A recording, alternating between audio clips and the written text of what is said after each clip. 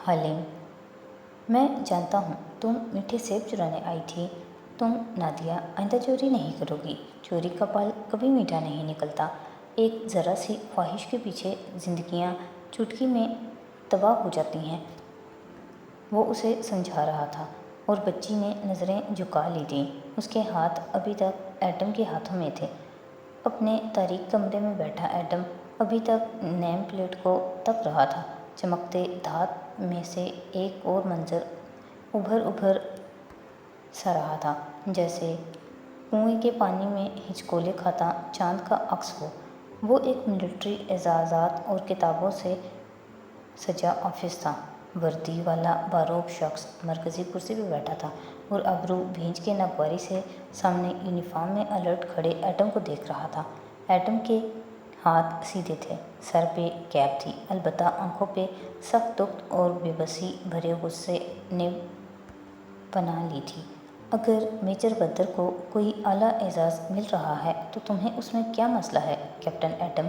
Sir, मैं ये नहीं कहता कि मेजर बदर को एजाज़ ना मिले। उसने ड्रैगन को उस जगह से हटाया था, मैं मानता हूँ। मगर सर, उस बच्ची को बचाने में मेरा भी रोल था। मुझे कोई एजाज़, कोई इनाम, कुछ भी क्यों नहीं मिल रहा? तुमने इनाम के लिए बच्ची को बचाया था? नहीं सर, लेकिन मुझे घर में और फौज में यही सिखाया गया है कि जब कुछ गलत होते देखो तो हाथ या ज़ुबान से उसे रोको। मैंने तब भी यही किया, अब भी अपने साथ ज्यादती होते देखकर यही कर रहा हूँ। वो संजीदगी से कहते हुए जज्बाती हो गया था। अवार्ड एक ही शख्स को मिल सकता है। चूँकि बदर का किरदार ज़्यादा नुमायाँ था, इसलिए वो इसका हकदार है। मगर सियाहों की फुटेजेस, मोबाइल वीडियोज़ जो यूट्यूब पे मौजूद हैं, उनका क्या सर? मैं मज़ीद इस बारे में कुछ नहीं सुनना चाहता एडम। वो अब कराख्तगी से बोला तो एडम ने नज़रें झुका ली, चंद गहरे सांस लिए और आंखें उठाईं तो उनमें ज़माने भर के शिकवे थे। मेरे साथ ये सब सिर्फ इसलिए हो रहा है क्योंकि मैं औरंग असली हूँ, है ना सर? औरंग असली ओरिजिनल पीपल निचली ज़ात हैं जो बज़ाहिर माले जैसे ही लगते हैं, मगर रंगत ज़रा दबती होती है। उनको मलेशिया में वही मुकाम अमूमन दिया जाता है जो अमेरिका में सफ़ेद फार्म के मुकाबले में स्याह फार्म को, या इंडिया में ब्राह्मण के मुकाबले में शूद्र को मिलता है। बहुत हो गया, मैं आइंदा ये रेसिस्ट गुफ्तगू न सुनूं इस छावनी में। कमांडर ने मेज़ पे गुस्से से हाथ मारा तो एडम खामोश हो गया। बेडरूम अभी तक तारीक था। वो खिड़की के सामने बैठा था, हाथ में यूनिफॉर्म उठा रखा था जिस पे लगी नेम प्लेट चांदनी से मज़ीद रोशन हो गई थी। एडम की उदास आंखें उस पे कुनिंदा अपने नाम पे जमी थी जिस पे वो दिन आज भी तहरीर था। जब वो लॉकर रूम में अपने खुले लॉकर के सामने खड़ा था और अंदर से कपड़े उलट पुलट कर रहा था, जब पीछे कोई आके खड़ा हुआ। एडम ने एक उचकती नज़र अपने अकब में डाली, मगर फिर ठहर गया। वो मेजर बदर था और नागवारी से उसे देख रहा था। सब कह रहे हैं कि तुमने जनरल नसीर को ईमेल की है कि तुम्हें अवार्ड औरंग असली होने की वजह से नहीं दिया जा रहा। मैंने वो कहा है जो सच है। वो बेरुखी से कहकर वापस अपने कपड़े खंगालने लगा। जनरल नसीर आज छावनी आ रहे हैं। अगर तुम्हें लगता है कि वो इस नस्ली इम्तियाज़ की कहानी को सुनकर तुम्हें अवार्ड दिलवा देंगे तो तुम गलत हो। एडम घुमा और संजीदगी से उसको देखा। मैं ये अवार्ड लेने के लिए नहीं कर रहा। अगर सिर्फ मुझे अवार्ड दिया जाता और आपको छोड़ दिया जाता तो मैं आपके लिए भी ऐसे ही लड़ता। फिर रुका और गहरी सांस ली। मैं शायद इस नस्ली इम्तियाज़ पे खामोश हो जाता, लेकिन इस रोज़ मैंने मेंबर पार्लियामेंट वान फ़ाते रामज़ल का इंटरव्यू देखा तो जानते हैं उसने क्या कहा? वो कह रहा था ज़ाती ज़िंदगी हो या कैरियर, सिर्फ सच बोलना और सच के लिए खड़े होना आपको तरक्की दिलाता है। सिर्फ सच आपको बुलंदी पे ले कर जाता है क्योंकि वो आपको हल्का कर देता है और आप हर बोझ से आज़ाद फ़िज़ा में प्रवास कर सकते हैं। वो एटम के करीब हुआ और आवाज़ धीमी की। अगर तुम कमांडर के खिलाफ जाओगे तो ये मत भूलना कि कमांडर मेडिकल बोर्ड बिठाकर तुम्हारे दमे की तफ्तीश करवा सकता है। एटम लम्हे भर को बिल्कुल हक्का बक्का रह गया। मगर मुझे दमा नहीं है। वो तो सबा के जंगल में ट्रेनिंग के बायस मामूली एलर्जी हो गई थी, लेकिन मैं वो परेशान सा बोला था। میں یہ جڑی بوٹیوں سے علاج کی کتاب پڑھ رہا ہوں، اس میں ہر بیماری کا علاج ہے، میرا دمہ چند ماہ میں ٹھیک ہو جائے گا۔ اس نے لاکر سے کتاب نکال کے دکھائی۔ اور دمے کی وجہ سے کسی کو فوج سے نہیں نکالا جا سکتا؟ میں تم سے ہمدردی کر رہا تھا ایڈم، عقل سے کام لو۔ صحت کے مسئلے کی وجہ سے فوج سے نکالے گئے تو کوئی تمہیں باڈی گارڈ بھی نہیں رکھے گا۔ منگیتر شادی سے انکار کر دے گی، مگر تم شاید سمجھتے ہو کہ یہ کتابیں اور یہ وان فاتح والی آئیڈیالوجی تمہیں ترقی دلائے گی؟ بے وقوف لڑکے، کبھی سوچا کہ آج صوفیہ رحمان وزیر اعظم کیوں ہیں اور وان فاتح خود کیوں وہ ترقی حاصل نہیں کر سکا؟ اس کے کندھے کو ہلکا سا طبقہ اور ایک ترس کھاتی نظر اس پہ ڈال کے آگے بڑھ گیا۔ ایڈم بالکل چپ رہ گیا، گمسم۔ لاکر روم کا منظر وقت کی سیاہ اسکرین پہ غائب ہو گیا اور اس میں سے ایک روشن دن طلوع ہوا۔ چھاؤنی کی انگریز کے زمانے کی بنائی عمارت کے برآمدے میں گردن سیدھی کیے کھڑا ایڈم، بالکل چاق و چوبند اور مستعد، اور سامنے کمر پہ ہاتھ باندھے کھڑا سفید بالوں والا جنرل سنجیدگی سے اسے مخاطب کیے ہوئے تھا۔ اور تمہارے خیال میں اس کی وجہ کیا ہو سکتی ہے؟ سوچ سمجھ کے کہنا جو بھی کہنا۔ میں سوچ چکا ہوں سر۔ ایڈم جھوٹ نہیں بولے گا، وہ سپاٹ نظروں سے سامنے دیکھتے ہوئے کہہ رہا تھا۔ ایڈم کے ساتھ یہ زیادتی اس لیے ہو رہی ہے کیونکہ ایڈم ایک اورنگ نسلی ہے، اور ہماری فوج آج بھی مالے کو اورنگ اصلی پہ ترجیح دیتی ہے۔ وہ سامنے دیکھتے ہوئے سپاٹ نظروں سے کہہ رہا تھا، اور ایڈم سچ اس لیے بول رہا ہے کیونکہ ہمارے رسول پاک صلی اللہ علیہ وسلم اس دنیا کے سب سے عظیم انسان ہیں، اور انہوں نے ہمیں یہی سکھایا ہے کہ چاہے زمانہ کوئی بھی ہو، انسان کو بلندی صرف سچ عطا کرتا ہے۔ سیاسی لیڈر غلط ہو سکتے ہیں، کمانڈر غلط ہو سکتا ہے، مگر رسول اللہ صلی اللہ علیہ وسلم ہمیشہ سچ فرماتے تھے، اور انہوں نے ہمیں یہ بھی سکھایا ہے کہ کسی گورے کو کالے پہ فوقیت نہیں ہے۔ پھر ایڈم کے ساتھ کسی صاف رنگت والے کے لیے کیوں زیادتی کی جائے سر؟ جنرل نصیر آنکھیں چھوٹی کر کے خاموشی سے اسے سن رہا تھا، جو بے وقوفی سے بولے جا رہا تھا، اور جو آخری منظر ایڈم بن محمد کو یاد تھا وہ چھاؤنی میں فوجیوں کے زیر استعمال کمروں کا تھا۔ وہ ایک کمرے کے اندر دروازہ بند کیے دیوار کے ساتھ نیچے زمین پہ اکڑو بیٹھا تھا۔ اس کے ہاتھ میں کاغذ کا ایک ٹکڑا تھا جس پہ میڈیکل بورڈ نے اس کو فوج کے لیے انفٹ قرار دے دیا تھا۔ وہ دونوں ہاتھوں میں اس بھیجے سر جھکائے بچوں کی طرح رو رہا تھا، مگر کون سن رہا تھا؟ اس خوف سے سسکیاں دبائے ہوئے تھا، سرخ گلابی چہرے پہ آنسو لڑھتے اس کی وردی کے سینے کو بھگوتے جا رہے تھے، اور وہ روئے جا رہا تھا۔ سچ تو کامیابی دیتا ہے، سچ تو انسان کو عظمت دیتا ہے۔ پھر میرے خواب کیوں چھن گئے مجھ سے اللہ تعالیٰ؟ ایڈم تو صرف اپنے ملک کی خدمت کرنا چاہتا تھا، فوج کی وردی پہن کر اپنے ملک کے دشمنوں سے نجات دلانا چاہتا تھا، مگر ایڈم کی رنگت ذرا گہری ہے، اس لیے ایڈم سے یہ موقع چھین لیا گیا۔ اللہ تعالیٰ، ایڈم اس لیے ظلم کے خلاف کھڑا ہوا تھا کیونکہ رسول اللہ صلی اللہ علیہ وسلم نے ہمیں یہی سکھایا ہے کہ ظلم کے خلاف خاموشی سے برداشت کر لینے والا بھی ظالم جیسا ہوتا ہے۔ پھر ایڈم کے خواب کیوں ٹوٹ گئے توانکو؟ وہ گھٹنوں پہ سر رکھے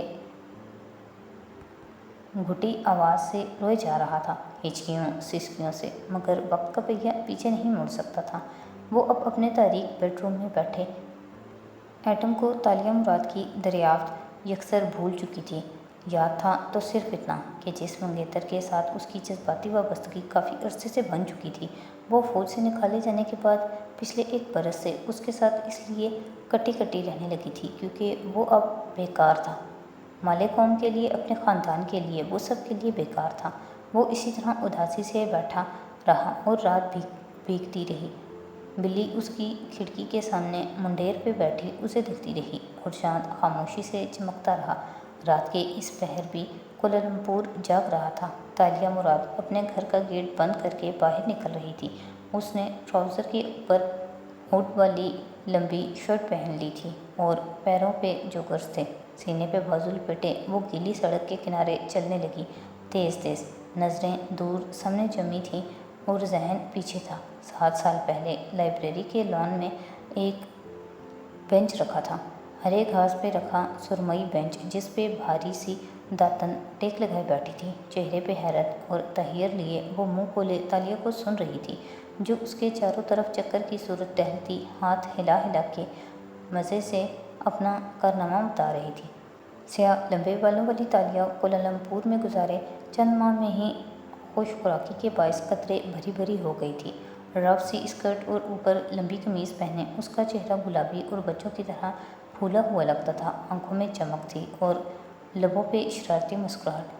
پرسوں میں سوچ رہی تھی کہ سمیع کے ساتھ میں کتنا برا کرنا چاہتی ہوں، بدلہ وغیرہ، تو میرا دل چاہا میں اس کا ای میل ہیک کر لوں اور اس کے سارے راز پڑھ کے دنیا کے سامنے کھول دوں، مگر پھر اس نے شرارت سے چٹکی بجائی۔ مجھے یہ خیال آیا کہ میری طرح کتنے لوگ اپنے ایکس کا ای میل ہیک کرنا چاہتے ہوں گے۔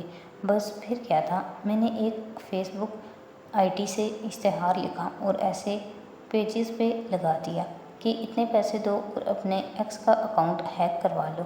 داتن 2 دن میں 5 لوگ آ گئے جو اپنے ایکس کی ای میل پڑھنا چاہتے تھے۔ وہ تمہیں کبھی بھی پیسے نہیں دیں گے کیونکہ تم ہیک کر ہی نہیں سکتی۔ وہ گھوم کے اس کے سامنے آئی اور مسکرا کے بولی، ارجنٹینا، یوراگوئے اور امریکہ سے 4 لوگوں نے پیسے ایڈوانس بھیج دیے ہیں۔ صرف $50 تو ایڈوانس مانگے تھے میں نے۔ 5واں عقل مند تھا، پہلے ایڈوانس کے جھانسے میں نہیں آیا، اور باقی کے $50، یہی تو اسکیم ہے اصل۔ ایڈوانس اچھا معاوضہ لے لو اور پھر اس کی ای میلز کا جواب ہی نہ دو۔ $50 سے وہ غریب نہیں ہو جائے گا، مگر ہم ضرور ایک کرائے کا مکان افورڈ کرنے کے قابل ہو جائیں گے۔ وہ کسی بھی طرح ہمیں نہیں پکڑ سکتے۔ پیسے کلیکٹ کرنے والی سروس پہ نام بھی غلط دیا ہے میں نے۔ وہ اس کے ساتھ آ بیٹھی اور جوش سے بتانے لگی۔ داتن نے گہری سانس لی۔ تالیہ، میں تمہارے ساتھ ہوں، مگر یہ یاد رکھنا کہ ایک دفعہ ہم اس راستے پر چل پڑے تو کبھی واپس نہیں آ سکیں گے۔ ابھی بھی وقت ہے، سوچ لو۔ بس کچھ عرصے کے لیے میں یہ چھوٹے چھوٹے اسکیم کرنا چاہتی ہوں، پھر چھوڑ دوں گی۔ ایک گھر گاڑی بنا لوں، اچھا کاروبار سیٹ ہو جائے، پھر مجھے اس کی ضرورت نہیں رہے گی، اور ہم کوئی ان سیاستدانوں کی طرح غریب عوام سے لوٹ مار تھوڑی کر رہے ہیں۔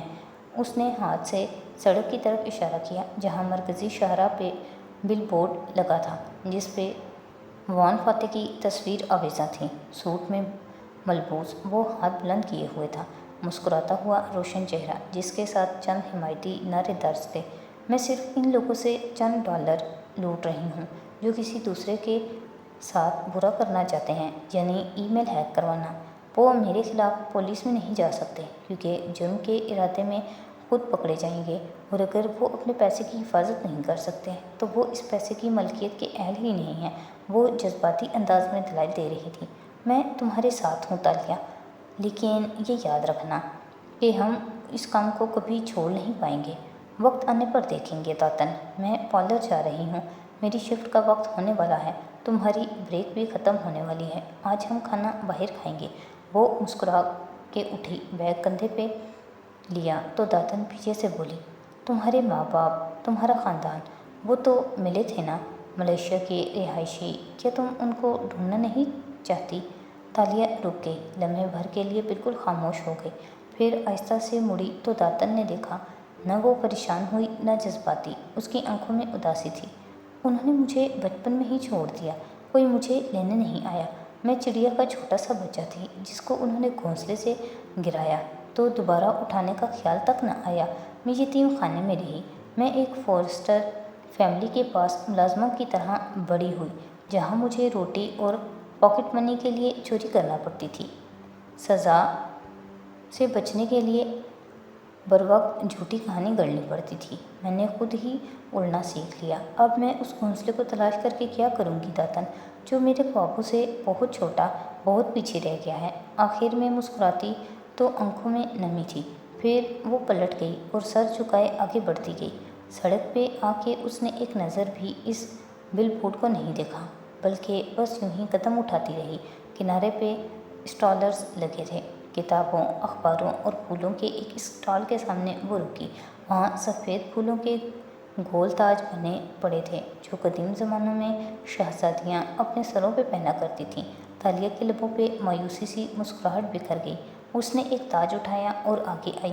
اسٹال کے وسط میں بڑا سا آئینہ لگا تھا۔ تالیہ نے تاج سر پہ رکھ کے آئینے میں دیکھا، وہ کسی شہزادی کی طرح لگنے لگی تھی۔ مسکراہٹ گہری ہوئی، نظریں موڑی تو سامنے اخبار سجے دکھائی دیے۔ اس نے عادتاً نوکری کے اشتہار کے لیے اخبار اٹھایا اور طے کر لی۔ سامنے ہی وان فاتح کی تصویر تھی اور اس کے ساتھ انگریزی میں چھپا اس کا انٹرویو۔ سر پہ تاج پہنے کھڑی لڑکی رک کے ان الفاظ کو پڑھنے لگی۔ وہ 2 برس قبل پہلی دفعہ ممبر پارلیمنٹ منتخب ہونے والے وان فاتح بن رامزل سے جب ہم نے پوچھا کہ وہ ملیشیا میں کس قسم کی بہتری دیکھنا چاہتے ہیں تو ان کا جواب روایتی سیاستدانوں سے ہٹ کے تھا۔ میں جس ملیشیا کا خواب دیکھتا ہوں، 41 سالہ ممبر پارلیمنٹ اور سابق امریکی اسٹیٹ اٹارنی مسکرا کے ہمیں بتانے لگے، وہاں لوگ حلال گوشت خریدنے سے زیادہ حلال کمائی کا دھیان رکھنے والے بنیں گے، کیونکہ بظاہر ہم نے بہت ترقی کی ہے، اعلیٰ تعلیم اور نوکریاں، خوبصورت سڑکیں، اونچی عمارتیں اور بے پناہ ٹورزم تو ہم نے اپنی قوم کو دے دیا ہے، مگر ہم اپنی وہ اقتدار بھولتے جا رہے ہیں جن کے بغیر کوئی مسلمان مکمل نہیں ہوتا۔ 2 چیزیں انہوں نے ہمیں انگلیوں کی وی بنا کے دکھائیں، گویا یہ ان کے نزدیک فتح کی واحد وجوہات تھیں۔ 2 چیزیں ہوتی ہیں جو کسی بھی انسان کو دنیا اور آخرت میں کامیاب کرتی ہیں، سچائی اور ایمانداری، اور ملیشیا کے لوگوں کو اور سیاستدانوں کو یہ بات وقت پہ سمجھنے کی ضرورت ہے کہ اگر وہ اپنے معاملات میں سچے نہیں ہوں گے، پیسے کمانے کے لیے ایماندار ذرائع استعمال نہیں کریں گے، تو وہ فراموش کر دیں اس بات کو کہ ان کے رزق میں اور زندگیوں میں اللہ تعالیٰ کوئی برکت دے گا، ان کی لالچ بڑھتی جائے گی اور وہ کبھی مطمئن نہیں ہوں گے۔ وہ جتنے عقل مند اور شاطر ہو جائیں، اپنے جھوٹ کو کھلنے کا خوف ان کو کبھی بہادر نہیں بننے دے گا۔ اب آپ صوفیہ رحمان کی مثال لے لیں۔ محترمہ نے 2 دفعہ تالیہ نے اخبار نیچے کر دیا، سر اٹھا کے آئینے میں اپنی صورت دیکھی۔ تاج ویسے ہی کھلا کھلا سا لگ رہا تھا، مگر آنکھوں میں اداس سا ہیجان تھا۔ آپ کو کیا چاہیے؟ دکاندار اس کو چناؤ کا کہہ رہا تھا، اخبار یا تاج یا دونوں؟ دونوں ایک ساتھ ایک دل میں نہیں رہ سکتے، وہ بڑبڑائی۔ پہلے اپنے عکس کو دیکھا، پھر اخبار کو۔ چند ثانیوں کے لیے اس نے سوچا، پھر اخبار دھیرے سے واپس اسٹال پہ ڈال دیا۔ مجھے یہ تاج چاہیے، میں اسے چھوڑنا نہیں چاہتی۔ بٹوے سے چند نوٹ نکالے اور سنجیدگی سے دکاندار کی طرف بڑھائے۔ اس نے چناؤ کر لیا تھا، مگر آج رات شہر کی بارونق گیلی سڑک کے کنارے چلتے ہوئے وہ عجیب اداسی کا شکار ہو رہی تھی۔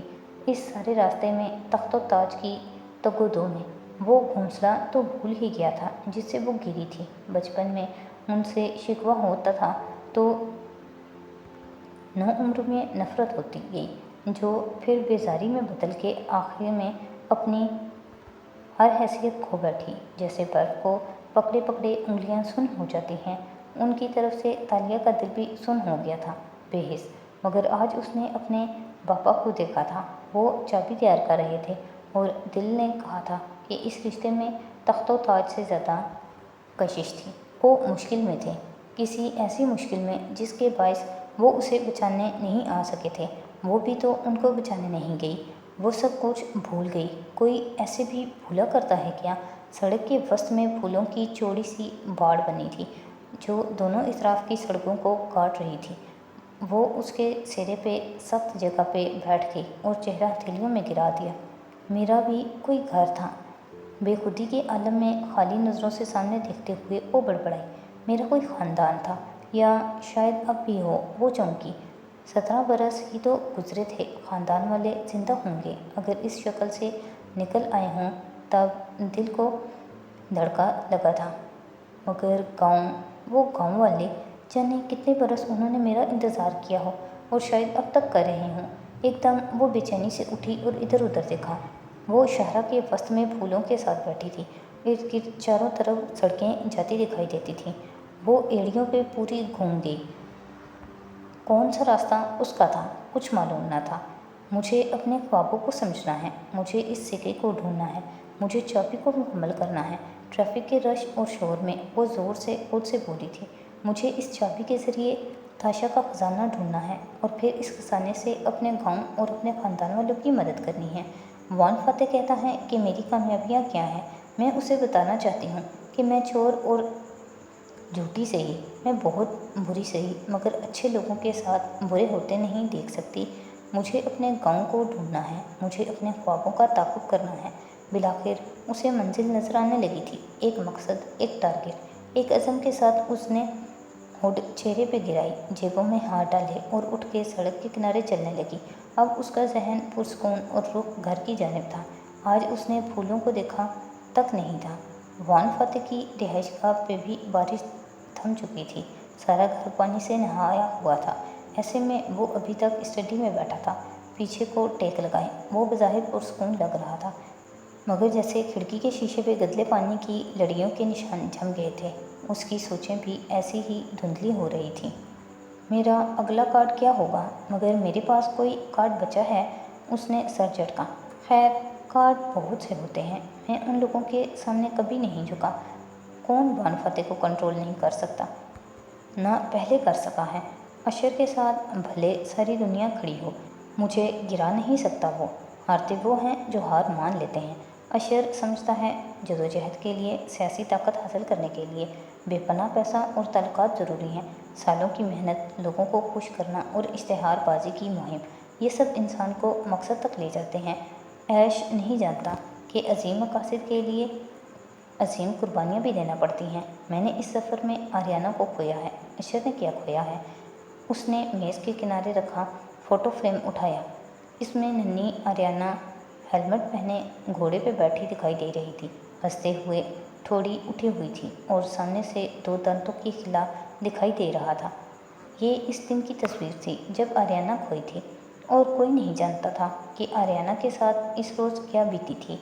इसरा भी नहीं, सिवाय वान फाते के कोई नहीं जानता था। दिल के इस कोने में जहाँ पहली औलाद के नाम का खाना सारी उम्र के लिए वक्फ हो जाता है, बहुत ढेर सारा दर्द उठा था। इस खाने को कोई पूर्ण नहीं कर सकता था। औलाद चली जाए तो भी वो खाना वीरान सोगवार रहता है, किसी भी किस्म की खाना पूरी का इंतज़ार किए बगैर। सब्र भी आ जाता है, डिप्रेशन का फेज़ भी निकल जाता है, आदमी मजबूत होकर आगे भी बढ़ जाता है। मगर रात को सोने से पहले, नींद की वादी में डूबने से पहले, पलक झपकने से पहले वो खाना हर रात पुकारता है। वो गम कभी नहीं जाता।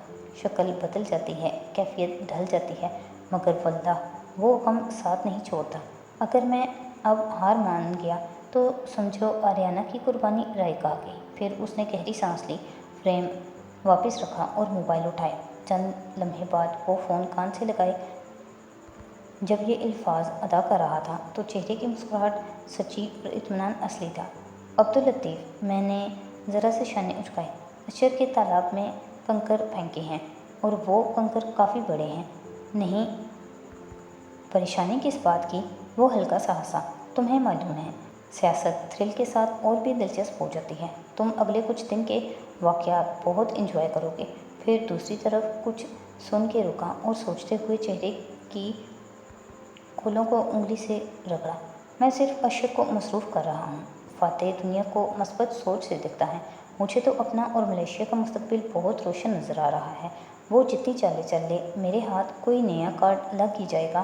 फ़िलहाल मैं सिर्फ एक जगह मार खा सकता हूँ, और वो है फंड्स की कमी। मुझे पैसे चाहिए। नहीं, मैं अमीर दोस्तों के अतियात कबूल नहीं कर सकता, न कर्ज लेना चाहता हूँ। नहीं, मुझे अपनी बीवी के पैसे भी नहीं चाहिए हैं।